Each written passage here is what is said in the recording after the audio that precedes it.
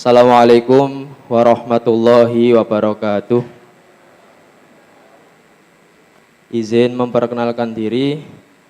Nama kami Muhammad Habib Al-Ansori dari pengurus Pondok Putra Pesantren Tebu Ireng. Terima kasih sudah diberikan kesempatan untuk bertanya.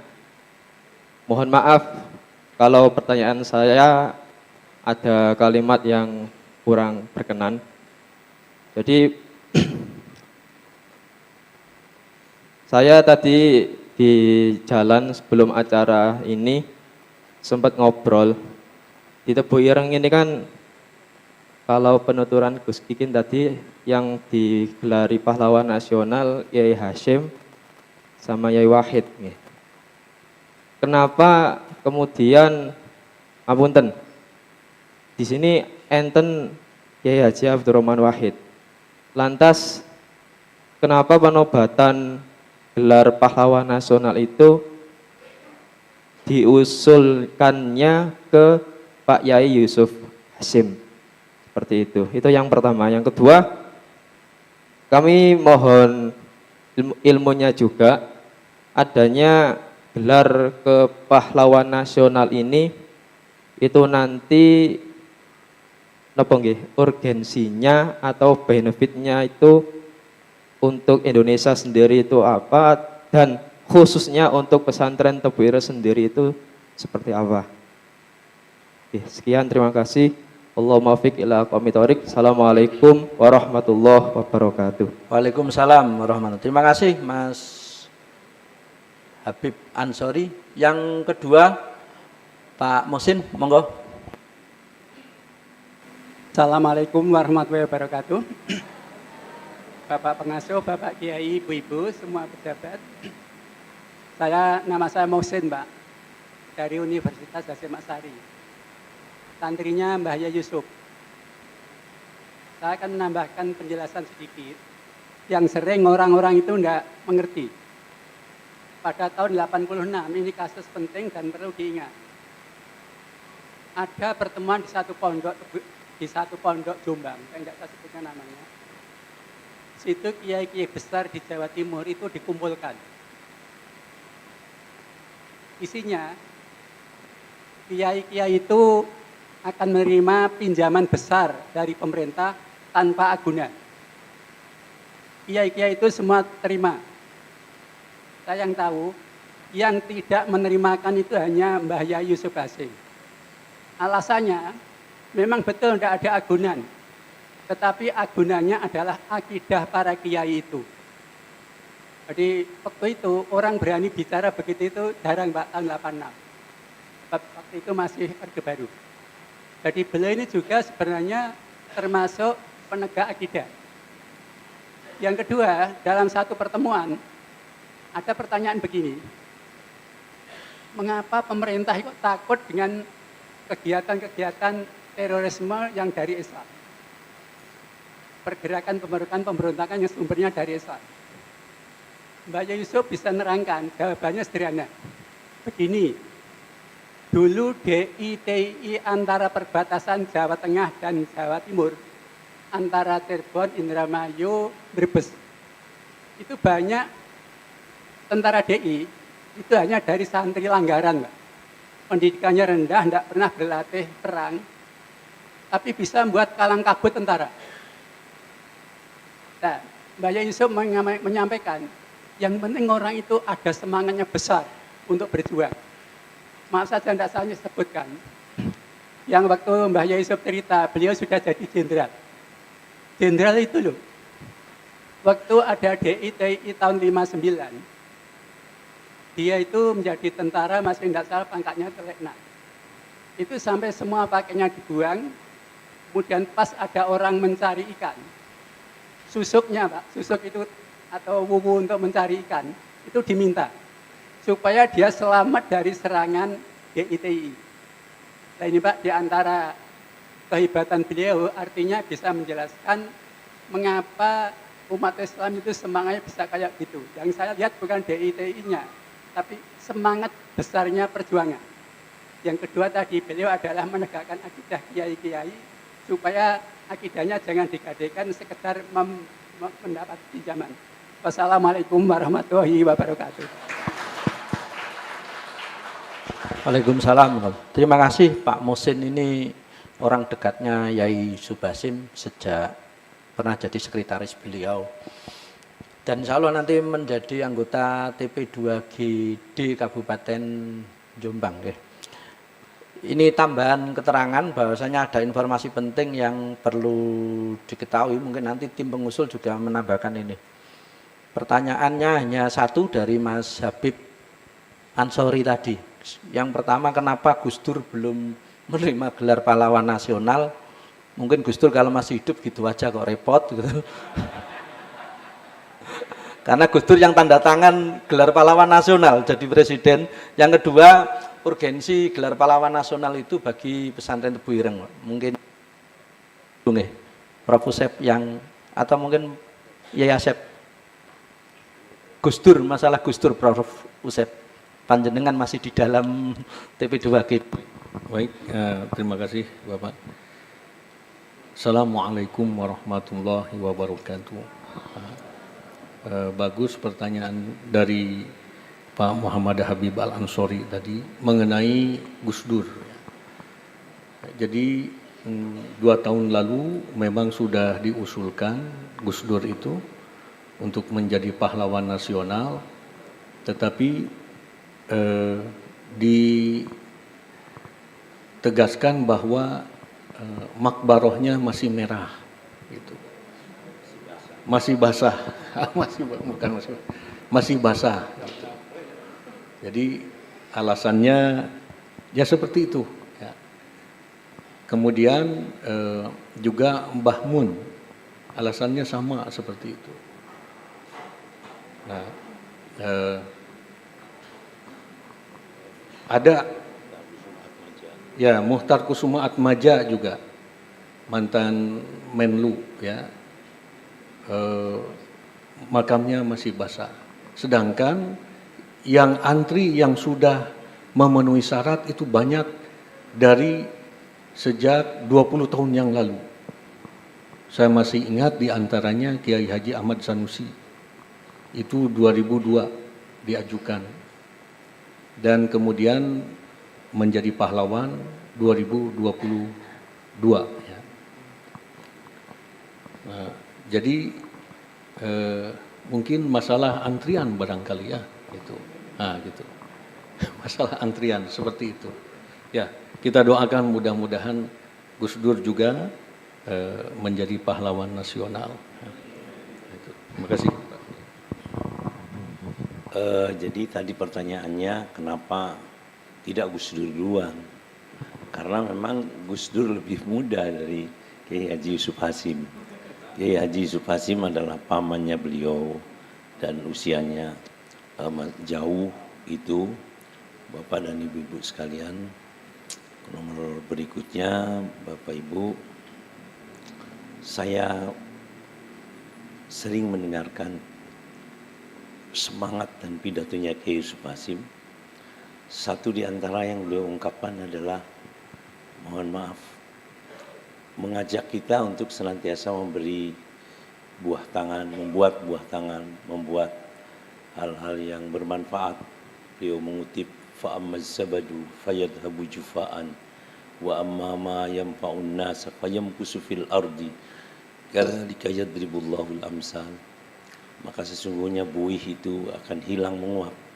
Tetapi sesuatu yang memberi manfaat kepada kehidupan manusia itu akan dijamin eksistensinya dan bahkan perkembangan eksistensinya. Ini menjadi referensi bagi saya untuk memahami itu, dan itu baik sekali Bapak dan saudara-saudara sekalian. Jadi monggo Bapak dan Ibu-ibu sekalian, mohon maaf kalau tadi saya menyampaikan bahwa abah saya itu tidak mungkin jadi pahlawan nasional. Sudah tidak diusulkan dan saya sempat kaget waktu itu karena sudah begitu antusiasnya TP2GP sudah menyampaikan bahwa satu-satunya yang MS dari Jawa Barat, Kiai Haji Abdul Halim, tetapi tidak diusulkan ya, ke Dewan Gelar. Nah, Bapak dan Ibu sekalian, apa upaya saya? Saya berupaya mohon maaf ini, saya berupaya mengumpulkan TP2GP. TP2GP saya kumpulkan dalam sebuah hotel, dan ya karena saya baik dengan Pak Usep, terus ada beberapa dan lain sebagainya. Romo semua datang, ya diantaranya ada romonya dan lain sebagainya. Saya menyampaikan, saya telah mengupayakan ayah saya dengan begitu seriusnya, dan ayah saya sudah dinyatakan MS, tetapi kemudian tidak diusulkan oleh Kementerian Sosial. Nah, Bapak dan Ibu-Ibu sekalian, saya minta keputusan dari TP2GP, tulisan atau laporan bahwa abah saya MS. Kata ketuanya, waduh itu tidak boleh Pak Kiai, katanya tidak boleh. Terus saya bintang. Terus ada Romo ini mengatakan, kenapa tidak boleh, memang keputusan kita begitu, katanya. Ya dibuatkan aja. Setelah itu Bapak dan Ibu-Ibu sekalian, ya sudah dibuatkan katanya. Tapi close to public katanya. Tidak boleh disampaikan kepada umum. Nah, saya bilang, iya tidak apa-apa, ini untuk laporan kepada keluarga bahwa saya sudah berbuat. Tetapi Bapak dan Ibu-Ibu sekalian memang close to public. Ya saya tidak mengumumkan kemana-mana, tapi saya bawa ke Dewan Gelar. Semua Dewan Gelar saya datangi. Ini Bapak dan Ibu-Ibu sekalian, termasuk Pak Mahfud MD saya datangi. Pak Muldoko saya datangi. Ya semuanya. Ya akhirnya kemudian dalam pertemuan itu antara Dewan Gelar dengan TP2GP dan Dinas Sosial, ya yang diminta oleh Dewan Gelar mana yang disepakati oleh TP2GP, dimunculkan 12 tapi 1 dihilangkan, tinggal 11. Abah saya yang tidak. Bahkan ketika Pak Mahfud menyampaikan mana nama Kiai Abdul Halimnya, Dinas Sosial Bapak dan Ibu sekalian tidak mau menyampaikannya.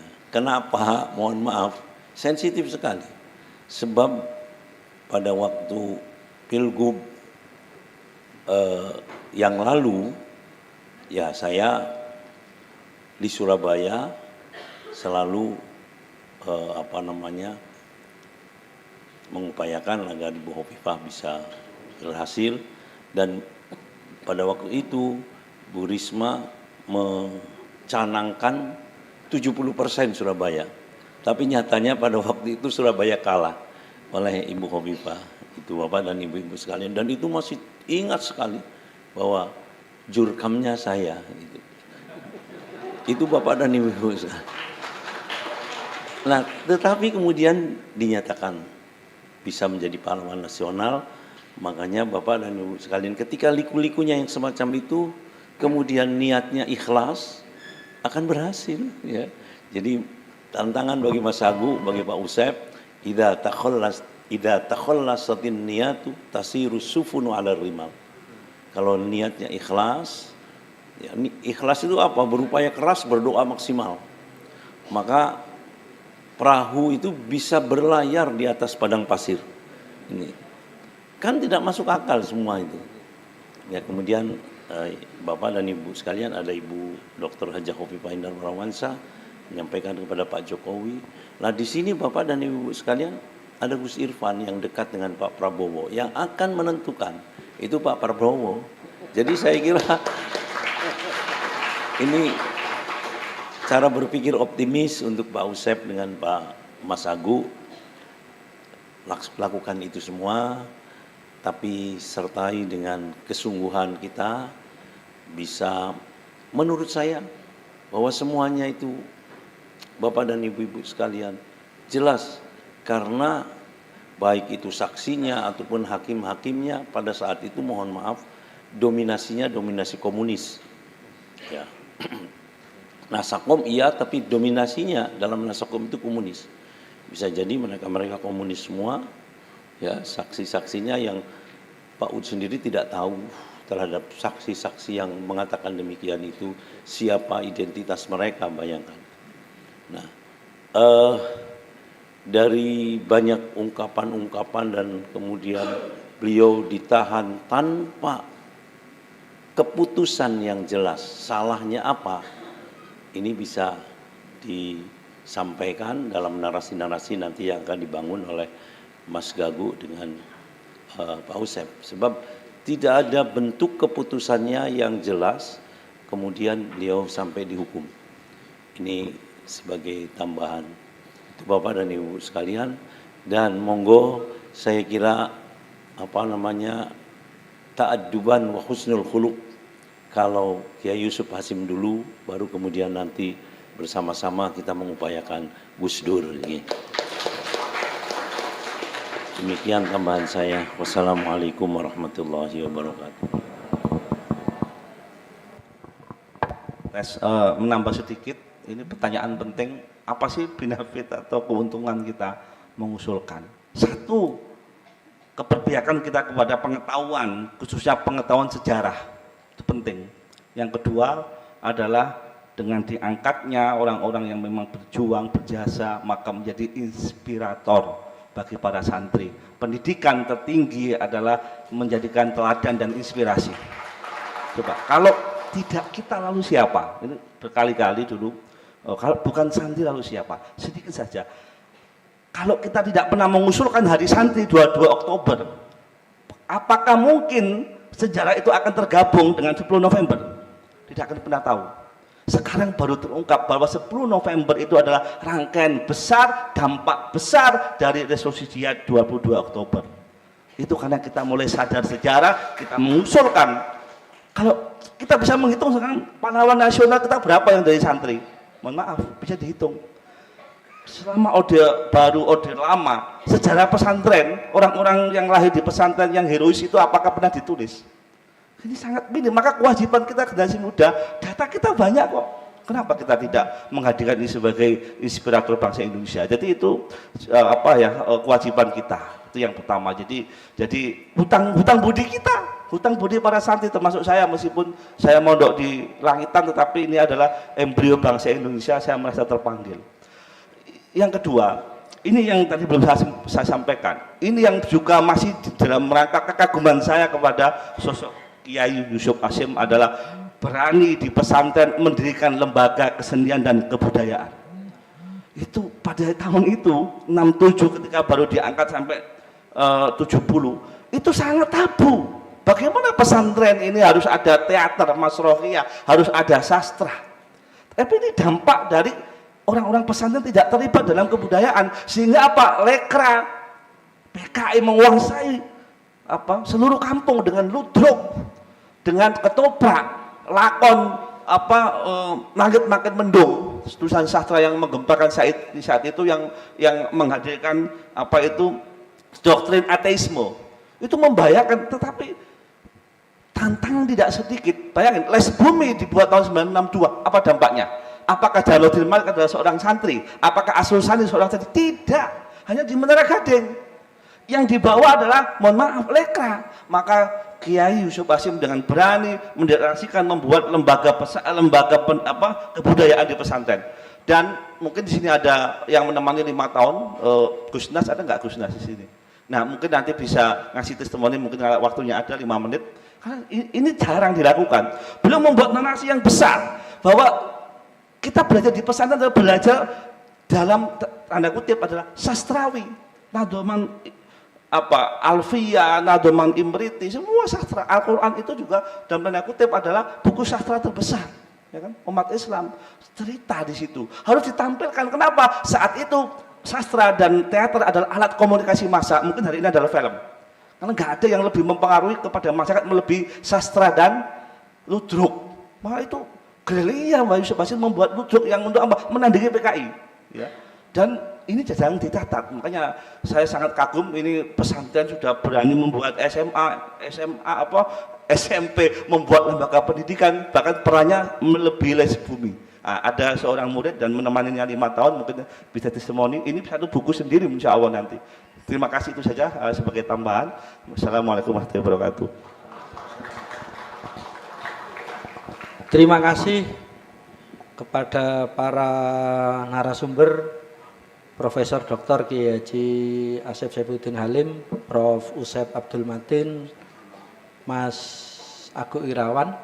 Ada permintaan untuk testimoni tentang Les Bumi, tentang kebudayaan seni yang dibawa Pak Ud ke dunia pesantren. Monggo Gus Nas, permintaan dari Mas Agung Irawan, semacam testimoni. Monggo di depan mic-nya.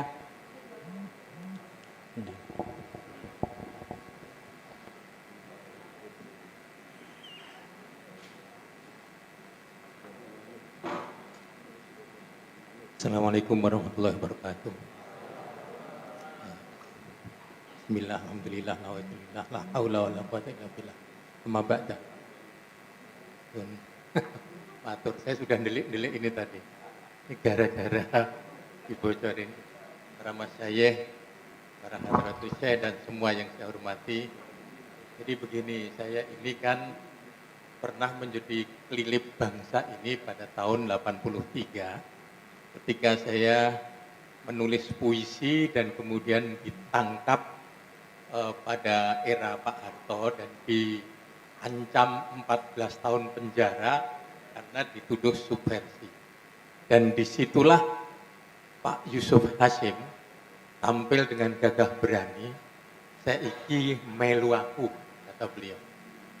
Ketika itu orang pertama yang menyelamatkan saya itu ketua LBH, namanya yang terkenal sekali, apa namanya? Bukan, Jogja, yang menjadi hakim agung, Artijo Alkostar. Karena ketika itu begitu orang melawan Orde Baru, pasti akan ya gitulah kurang lebih. Lajeng Pak Artijo mengundang media semua, lalu publikasi besar-besaran, kemudian Cak Nun bikin tulisan, Sapardi Djoko Damono bikin tulisan, Rendra bikin tulisan, hampir semuanya pada tahun 83 itu rame-rame. Dan setelah itu singkat cerita saya ditimbali beliau untuk bersama-sama di Dalem Kasepuan. Jadi saya jadi santri VVIP. Belum pernah ada santri VVIP dengan saya, karena ada spring bed, ada water heater, ada macam-macam di situ. Sementara putra-putra kiai yang top-top itu semua di nggotaan gitu. Saya diamuk waktu itu sama banyak orang, iki sopo, anaknya sopo kok tiba-tiba bisa di situ. Dan di situ saya memberikan testimoni bahwa apresiasi Pak Yusuf Hasyim terhadap kebudayaan itu luar biasa dahsyat. Kami pernah bikin acara simposium nasional di sini, itu menghadirkan tokoh-tokoh besar, diantaranya Ahmad Tohari, Kiai Jawawi Imron, kemudian ada MH dan rombongan seluruh teater dinasti, selama beberapa hari melakukan workshop dan seterusnya. Ini penting peristiwa ini karena itu melatar belakangi nanti kejadian-kejadian berikutnya. Salah satunya adalah ketika Pak Yusuf Hasyim membintangi film Wali Songo itu menawi mboten kelentu saya yang membersamai beliau dari nol lah kurang lebih. Lajeng 84 saya ditugasi oleh Pak Yusuf Hasyim karena waktu itu belum ada data terkait dengan resolusi jihad. Ini inisiatornya Pak Kiai Yusuf Hasyim. Saya karena orang Jogja kemudian bertemu dengan hampir semua sejarawan di Jogja, mulai Sartono Kartodirjo, Kunto Wijoyo, Ibrahim Alfian, Joko Suryo, semua completely saya temui dan memberikan testimoni yang sangat komprehensif terkait dengan resolusi jihad. Dan itu sebagian itu dimuat di majalah Tibuireng 1 dan 2 kalau tidak keliru. Nanti dicek saja. Berikutnya saya juga diminta ke Jakarta, saya ketemu Deliar Nur, saya ketemu Akib Suminto, saya ketemu Azumardi Azra, saya ketemu hampir semuanya. Dan akhirnya rezeki saya berlimpah ruah karena kemudian saya ditawari untuk bergabung dengan LP3IS dan menjadi salah satu interviewer utama di majalah Prisma. Jadi kalau Bapak Ibu dari tahun 80-an sampai 98 itu membaca Prisma, yang rubrik dialog itu saya yang mengerjakan. Juga di majalah Sastra Horizon dan seterusnya. Lalu yang terpenting sebenarnya dalam konteks ini, saya tadi satu mobil dengan penulisnya. Jadi saya minta karena saya lebih senior dibanding dan buku saya jauh lebih banyak. Saya tadi guruan sama istrinya beliau. Bojomu pira tong nulis buku? Paling baru 100. Saya sudah lebih dari 300 buku. Dan mohon maaf ini bukan nepuk dada sama sekali karena ini kaitannya dengan apresiasi historiografi. Insya Allah ya data di negara itu tentang kapan itu sejarah Indonesia dimulai, itu saya penandatangan pertama, Prof. Mohon maaf waktu itu dikumpulkan di Hotel Ridge di Jogja, itu 130 lebih sejarawan terkemuka Indonesia. Saya tidak tahu apakah Prof hadir atau tidak, tapi ketika Taufik Abdullah, kemudian Joko Surco, dan segala macam itu suruh tanda tangan, nggak ada yang mau. Malam itu mereka cuma mengatakan, ya ini wae sing tanda tangan lah. Saya tanda tangan pertama kali yang diusulkan ke negara itu. Monggo dicek, apresiasi historiografi sejarah Indonesia. Itu kontribusi. Itu saya nepuk dada, saya membuktikan bahwa santrinya Pak Yusuf Hasim itu hebat, gitulah. Jadi, saya juga mohon maaf Bu Khofifah, saya itu produser, sutradara, dan sekaligus penulis skrip film dokumenter Hadratus Syekh Hasyim Asy'ari yang diproduksi secara resmi oleh Kementerian Pendidikan. Monggo dicek saja, saya ditugasi ada 7 tokoh Indonesia, salah satunya Hadratus Syekh Ki Haji Ahmad Dahlan, kemudian Cokro Aminoto, kemudian ada Ki Hajar Dewantara, dan sebagainya. Saya pernah ditanya oleh Gus Solah, ini penting untuk pembelajaran kita semua. Ada 3 tokoh yang luar biasa hebat di negeri ini. Sebut saja Hadratus Syekh nomor 1, kedua Ki Haji Ahmad Dahlan, dan ketiga Ki Hajar Dewantara. Yang kebetulan saya membuat film dokumenternya. Gus Solah bertanya ke saya begini, sekarang kenapa Taman Siswa yang dulu punya 300 lembaga bergengsi dan beliau menjadi Menteri Pendidikan pertama, dan itu paling anomali, hanya 2 bulan menjadi Menteri Pendidikan. Itu Ki Hajar Dewantara, dan hari ini mohon maaf, karena kami ada di WA Group, saya di WA Group Taman Siswa, seluruh petinggi Taman Siswa dan salah satu kongres Taman Siswa 10 tahun yang lalu ada di pesantren saya. Saya punya pesantren yang meresmikan juga Gus Solah di puncak gunung di atas makam raja-raja. Nanti mohon, ini Al Mukarram Kiai Kikin belum pernah ke sana. Ke rumah sudah dan seterusnya. Jadi intinya begini, kebudayaan itu menjadi penting sekali, dan tadi ada Menteri Kebudayaan, saya kira saya juga yang mengakseskan itu karena ada koreksi saya di pengantarnya Gus Solah itu menyebut nama Pak Murwanto itu agak keliru. Itu udah kayak bapak saya, itu Mayor Jenderal, pernah menjadi Sekjen di Kemensos, Bu. Sebelum ibu waktu itu masih Bu Yustika Baharsah. Saya yang membersamai beliau mengelola 4.000 anak jalanan sejabodetabek itu, dan kaitannya dengan peristiwa-peristiwa yang tadi disebutkan oleh Menteri Kebudayaan, saya juga menggarisbawahi bahwa di tempat ayahanda Jenderal Haris Suhud itu pernah diadakan yang menginisiasi Pak Ot itu dengan Pak Taufik Ismail dan segala macam. Mungkin itu perlu diinsert, itu peristiwa penting banget dan beberapa puisi dibikin di situ oleh Pak Taufik Ismail, oleh saya, Kiai Zawawi Imron dan sebagainya. Saya kira itu saja, banyak sekali yang luar biasa yang harus saya sampaikan, tapi nanti kan sesama bis kota dilarang saling mendahului. Tadi saya sudah ngumpet-ngumpet biar bintangnya Aku sajalah gitu, karena beliau orang top dari ini. Mekaten Prof, yang ngapunten, mohon maaf lahir batin. Assalamualaikum warahmatullahi wabarakatuh. Waalaikumsalam warahmatullahi wabarakatuh. Terima kasih Pak Nasruddin. Closing statement dari Kiai Asep. Bapak dan Ibu sekalian, dalam rangka memotivasi ini, saya mohon ada banyak pengarang-pengarang berkaitan dengan Yai Yusuf Hasim. Nanti mungkin Maret itu kan masih bulan depan ya. Nah bulan ini kita sudah menyelenggarakan lagi seminar dalam bentuknya yang lain. Sebab TP2GD Jombang, ya TP2GD Jombang dan Dinas Sosial Jombang untuk memberikan pengusulan kepada TP2GD Jawa Timur itu berdasarkan seminar ini, antara lain rujukannya. Nah kemudian nanti TP2GD Jawa Timur dan Dinas Sosial Jawa Timur mengusulkan ke TP2GP dan Dinas Kementerian Sosial itu dari seminar antara lain yang diselenggarakan oleh tingkat provinsi.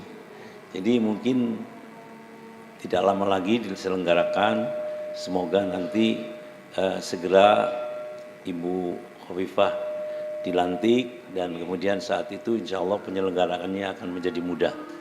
Nah Bapak dan Ibu-Ibu sekalian, betapa indahnya ketika kita mempunyai banyak pahlawan-pahlawan nasional dan betapa besarnya nilai kita karena kita mampu menghargai jasa-jasa para pahlawannya. Tetapi lebih dari itu mohon maaf, mungkin ini koreksi di tempat lain, bahwa yang saya terima pahlawan nasional itu dapat HR. tapi itu bukan perhitungan ya. Sebanyak 50 juta per tahun. Jadi ya sama mungkin dengan pensiunnya anggota DPR. 50 juta per tahun. Itu Bapak dan Ibu sekalian. Mungkin kalau yang lain tidak berarti ya belum terproses dengan baik. Nanti motivasi saya dan monggo penyempurnaan ini dilaksanakan di tempat saya. Kita fasilitasi siapapun penulis buku tentang beliau dan kemudian beliau dinyatakan sebagai pahlawan nasional. Ada kontribusi dari Pak siapa namanya tadi? Bukan Pak Nas dan seterusnya yang lain-lainnya. Ya, monggo diupayakan dari sisi-sisi yang lain dan kemudian dilaksanakan seminar dengan judul buku yang lain. Ya, setiap penulis buku nanti saya umrohkan. Ya, kalau beliau berhasil sampai menjadi gelar pahlawan nasional. Saya ingat saya sudah mengumrohkan lebih dari 10 dari TP2GP dan beberapa termasuk beliau, cuma beliau waktu itu baru datang umroh sehingga tidak ikut ya. Hari ini masih diminta oleh TP2GD Jawa Barat, mana katanya umrohnya. Gitu. Jadi monggo panjenengan penulis-penulis buku yang memberikan kontribusi terhadap nanti Kiai Haji Yusuf Hasim bisa menjadi pahlawan nasional karena kita telah memberikan penghargaan kepada mereka, kita umrohkan. Ini Bapak dan Ibu-Ibu sekalian, dan bukan itu nilainya, bukan nilai umrohnya, tapi kontribusi kita untuk agar kita menjadi orang-orang yang bisa menghargai pahlawannya. Itu Bapak dan Ibu-Ibu sekalian. Dan ini mestinya setiap seminar ini ada kompilasinya. Yang kompilasi itu termasuk bagian daripada buku yang disetorkan ke Kementerian Sosial nanti. Itu Bapak dan Ibu-Ibu sekalian. Itu aja kompilasinya sudah sekali, nanti ada tingkat nasionalnya, seminar tingkat nasional. Dulu abah saya ada ada seminarnya di tingkat nasional di gedung DPR MPR. Di gedung DPR MPR di ruang utama. Ya diselenggarakan oleh Pak Yandri lah. Sekarang gampang sekali kalau Gus Irfan untuk meminta tolong salah seorang anggota DPR Gerindra untuk menyelenggarakan itu. Saya kira itu Bapak dan Ibu sekalian, insya Allah semoga menurut saya, ya saya tadi berbicara sama Pak Usep tinggal memperbaiki narasi aja dari perjalanan tadi, insya Allah akan bisa terbantahkan. Sebab TP2GP itu begitu Bapak dan Ibu sekalian, selalu menyeleksi, dan ini mohon maaf, ya mohon maaf, abah saya itu dari 12 anggota TP2GP ya. Dari 12 anggota TP2GP yang setuju untuk MS cuman 11. Yang satu belum setuju. Belum setujunya kemana Pak Kiai Haji Abdul Halim dari tahun ini sampai tahun ini? Kemana? Hanya itu aja. Kan itu cuma pancingan. Tapi beliau mengatakan saya tidak menyatakan MS atau tidak TMS. Tapi saya bertanya ini mohon dilengkapi oleh Pak Usep. Itu Bapak dan Ibu sekalian. Jebakan-jebakan ini ada aja dan dibuat-buat. Ya Kiai Asnawi Kudus juga demikian. Tetapi memang timnya kurang kuat, kurang gigih untuk bagaimana pertanyaan-pertanyaan yang disampaikan oleh TP2GP itu bisa dijawab dengan baik. Nah kita punya Pak Usep, ketua TP2GP beliaunya, wakil ketua TP2GP. Jadi Bapak dan Ibu-ibu sekalian, insya Allah ini adalah merupakan kullun muyassarun lima khuliqalah, sesuatu hal-hal yang memudahkan untuk kemudian Kiai Muhammad Yusuf Hasim nanti akan ditetapkan sebagai pahlawan nasional. Tahun ini belum ada yang ditetapkan. Tahun ini belum ada yang ditetapkan saya karena memang kemarin pemerintahannya ya belum settle sehingga tahun ini belum ada yang ditetapkan. Dan mohon maaf Bapak dan Ibu-ibu sekalian, kurangnya kita berjuang yang diusulkan oleh TP2GP baik dari Jawa Timur, Jawa Barat, Jawa Tengah, itu orang lain bukan kita. Yang semula saya tadinya memperkirakan dari Jawa Timur Kiai Ahmad Siddiq, dari Jawa Tengah Kiai Asnawi Kudus, dari Jawa Barat Kiai Abbas, menurut informasi dari Pak Usep, mereka belum diusulkan tahun sekarang. Yang diusulkan adalah dari militer semua, dari tentara semua. Ya mungkin masih menunggu giliran, itu Bapak dan Ibu-ibu sekalian. Tapi insya Allah ketika kita gigih segera nanti akan Kiai Haji Muhammad Yusuf Hasim diusulkan. Demikian, apalagi Kiai Haji Muhammad Yusuf Hasim ini militer ya. Ya. Tiga-tiganya tahun ini yang diusulkan adalah dari militer. Dan itu juga nanti mungkin Kiai Haji Muhammad Yusuf Hasim akan segera diusulkan karena beliau juga militer yang sekaligus ulama.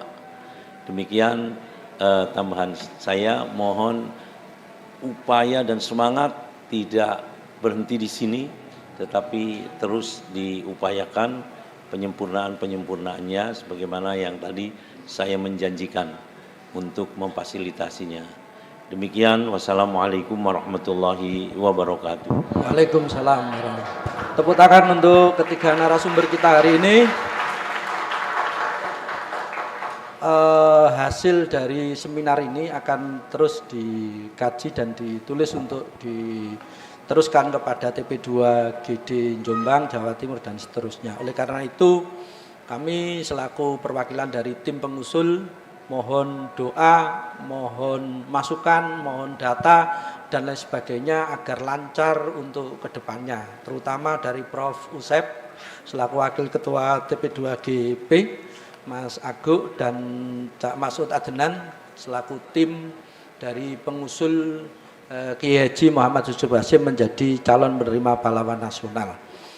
Itu saja yang dapat saya sampaikan. Kurang lebihnya saya selaku yang mengatur jalannya diskusi bedah buku pada siang hari ini, mohon maaf apabila ada kekurangan. Terima kasih atas kerawan panjenengan semua. Kami akhiri, wallahul muwaffiq ila aqwamit thoriq. Assalamualaikum warahmatullahi wabarakatuh.